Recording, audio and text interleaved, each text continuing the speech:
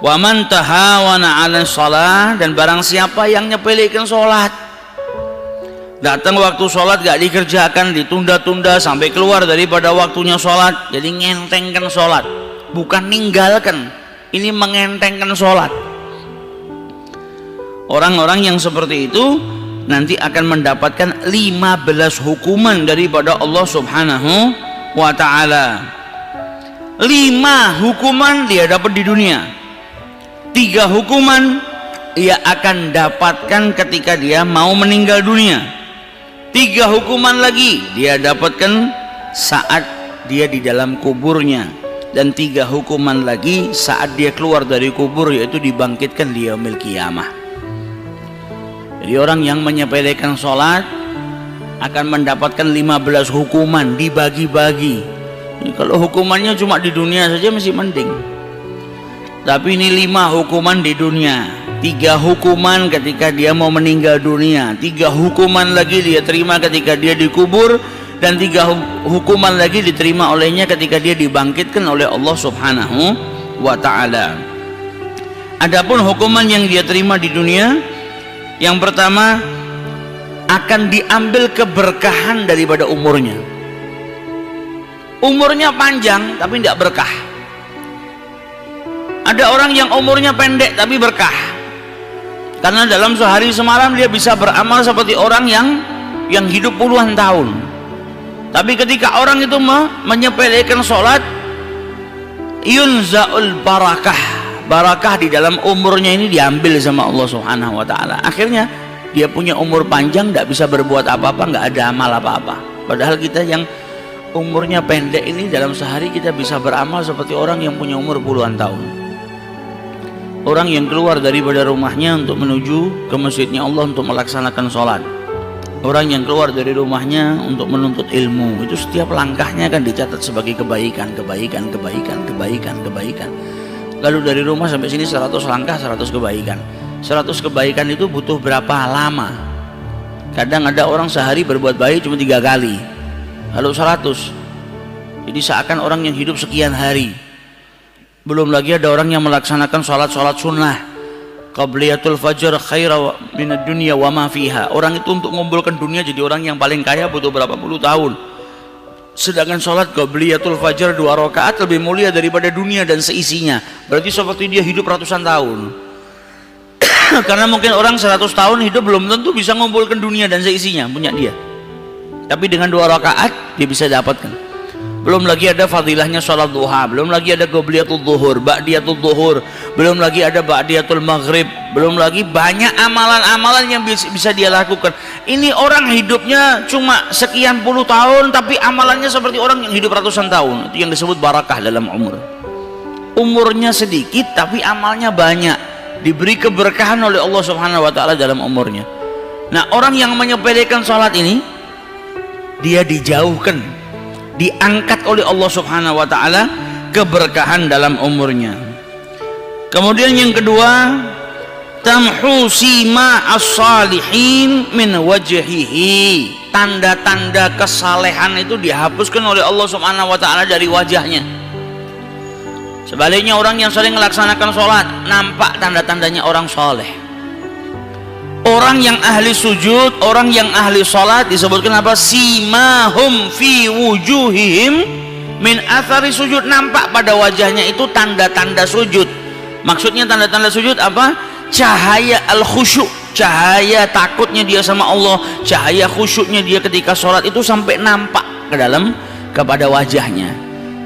Para ulama lain menafsirkan bahwasanya simahum fi wujuhihim min athari sujud adalah cahaya daripada wudhu. Seseorang yang melaksanakan wudhu kemudian melaksanakan sholat, nanti di yaumil qiyamah dibangkitkan oleh Allah Subhanahu wa ta'ala dengan wajah yang bercahaya. Ada perbedaan antara orang yang menyempurnakan wudhunya dengan orang yang tidak menyempurnakan wudhunya. Jadi orang-orang soleh ini punya ciri-ciri tertentu di wajahnya. Terkadang kita melihat orang soleh itu mukanya adem, tenang, ada cahaya yang dirasakan. Nah, ini tanda-tanda kesalehan seseorang itu kalau dia meninggalkan sholat dicabut tanda-tandanya oleh Allah Subhanahu wa ta'ala. Yang ada orang lihat kita malah sumpek ya. kelihatan ini orang ahli maksiyah, wajahnya sama sekali dilihat bukannya bikin bahagia malah bikin sumpek, bikin tambah masalah kita. Kita keluar dari rumah misalnya sumpek, ngelihat orang yang lalai akan sholat malah nambahin sumpek. Karena apa? Karena dicabut tanda-tanda kesolehannya oleh Allah Subhanahu wa ta'ala. Kemudian kullu amalin ya'maluhu, dan setiap amal yang diperbuat olehnya tidak diberikan pahala oleh Allah Subhanahu wa ta'ala. Dia berbuat baik tapi menyepelekan sholat. Ini bisa menjadikan amal perbuatannya tidak diganjar, tidak diberi ganjaran oleh Allah Subhanahu wa ta'ala. Warabi' ala yarfa'u lahu doa ila sama. Yang keempat, doanya nggak diangkat sampai ke langitnya Allah Subhanahu wa ta'ala. Jadi kalau doa cuma naik sedikit tak sudah, nggak nyampe ke Allah, alias ditunda ijabahnya sama Allah Subhanahu wa ta'ala, karena dia sedang bermaksiat.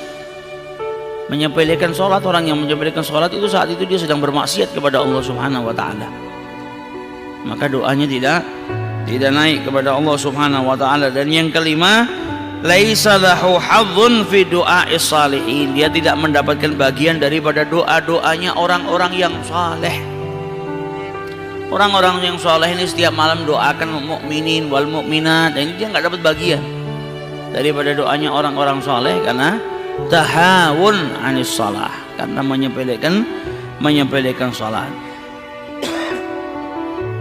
Adapun yang dia terima indal maut, ketika dia mau meninggal dunia, daripada hukuman yang Allah Subhanahu wa ta'ala berikan adalah fa innahu yamutu dzalilan, dia mati dalam keadaan hina. Ini orang yang kebiasaannya pelekkan sholat, dia mendapatkan hukuman sama dari Allah Subhanahu wa ta'ala 5 di dunia, 3 saat dia mati. 3 saat dia mati, yang pertama dia mati dalam keadaan hina, kemudian yang kedua dia mati dalam keadaan lapar, dan yang ketiga dia mati dalam keadaan haus, sampai dikatakan walau saqa biharid dunya, andai kata air yang ada di lautan itu semua dijadikan air minumnya, ma rawa min adshihi, maka dia tidak akan pernah merasa hilang kehausannya. Pada kesempatan yang lalu kita sudah bahas, setiap orang itu mati dalam keadaan haus. Setiap orang kalau mau meninggal dunia itu wafatnya dalam keadaan haus, kecuali orang yang wafat dalam keadaan ingat berzikir kepada Allah Subhanahu wa ta'ala. Nah, ini termasuk salah satunya orang yang lalai kepada Allah Subhanahu wa ta'ala adalah orang yang menyepelekan sholat. Ketika mati, dia matinya dalam keadaan hina, dia matinya dalam keadaan merasakan lapar yang luar biasa dan dahaga yang luar biasa. Dahaganya itu bukan dahaga seperti kita haus, kita minum air hilang dahaganya. Ini dahaganya saking luar biasanya, walaupun seandainya air yang ada di lautan itu diberikan kepada dia semua, dia minum tetap merasakan haus. Nah, ini hukuman yang Allah berikan kepada mereka yang menyepelekan sholat.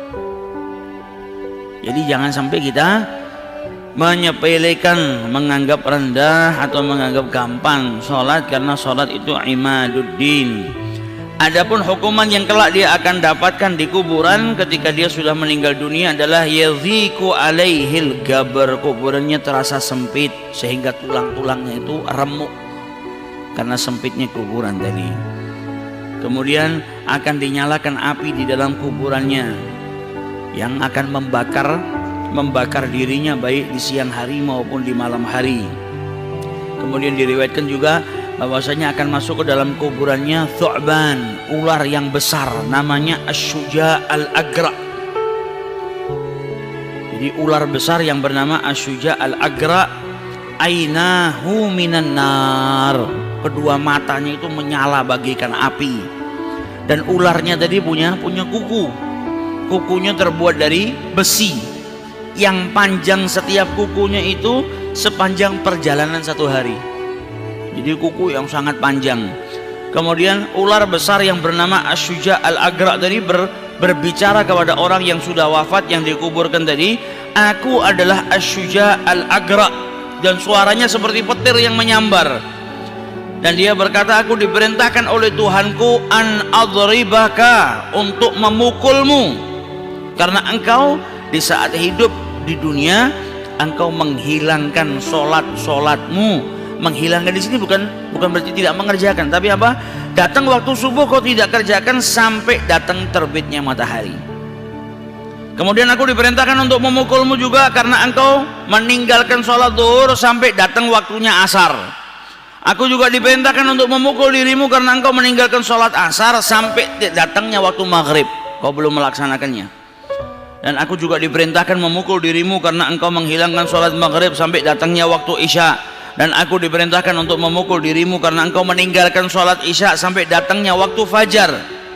Dan setiap pukulan yang dipukul oleh Syuja' al-Agra' tadi kepada manusia yang meninggalkan sholat tadi, menjadikannya dia sampai terhembus ke 70 dhira' ke dalam bumi. Jadi dipukul itu dia sampai mendelep ke dalam bumi 70 dhira', saking dahsyatnya pukulan.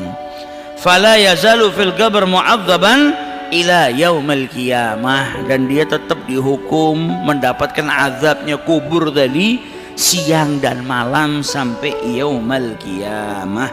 Wa iyadzubillah. Ini hukuman bagi orang yang yatahawan anis shalah, nyepelekan sholat. Kemarin kita sudah kaji, nunda waktu sholat saja sampai keluar daripada waktunya datangkan hukuman Allah. Apalagi kalau sampai meninggalkan, akhirnya mendapatkan bala tadi yang disebutkan sama Al-Imam Al-Ghazali yang dijelaskan 15 hukuman yang sangat menakutkan bagi orang-orang yang menyepelekan sholat, meninggalkan sholat. Na'udzubillahi min dzalik.